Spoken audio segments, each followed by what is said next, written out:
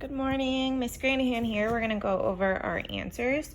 So question 1 said, which of the following best describes the structure of the poem? And this should have been kind of easy because we just read through and you saw the number of stanzas. But if you look, there is 1, 2, 3, 4, 5 stanzas and only B has that. But I am going to check the lines. 1, 2, 3, 4 lines. Number 2, which statement describes the pattern of rhyme in the poem? Select 2 that apply. So when I went over here, I saw that saw and raw, grass and pass. But then it started to get a little weird. Eyes, abroad, thought, and head. Cautious, crumb, feathers, home. Ocean, seam, noon, and swim. So the 2 that match this one would be the 2nd and 4th lines rhyme, but some stanzas do not have lines that rhyme. Question 3, in which stanza best shows that the bird is nervous?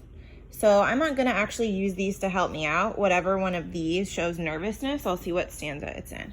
So A, he bit an angleworm in halves and ate the fellow raw. Well, that does not show he's nervous. B, and then he drank a dew from a convenient grass. So he's drinking water. That does not mean he's nervous.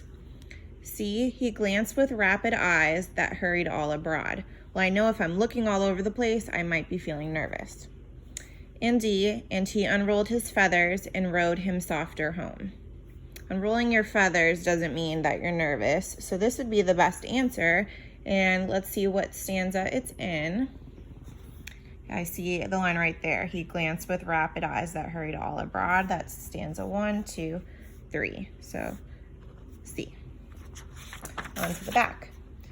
Based on stanza 4, how does the speaker feel about the bird? I'm going to reread stanza 4.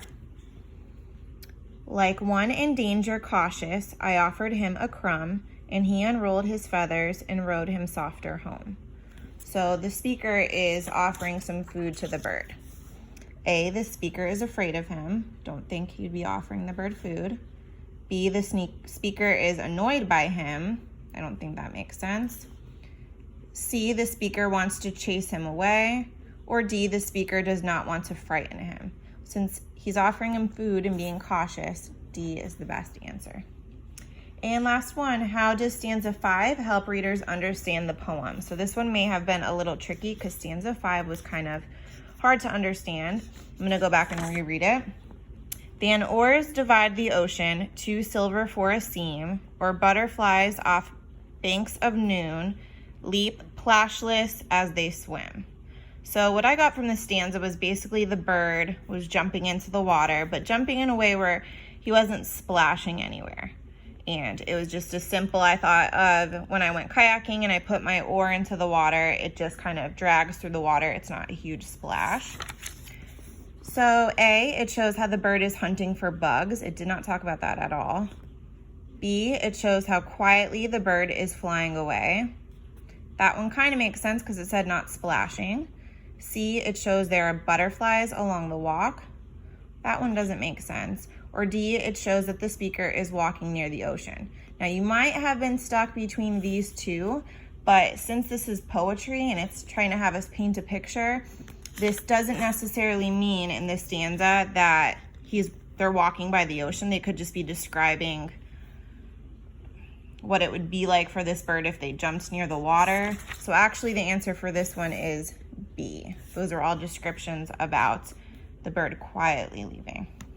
And you could skip number 6.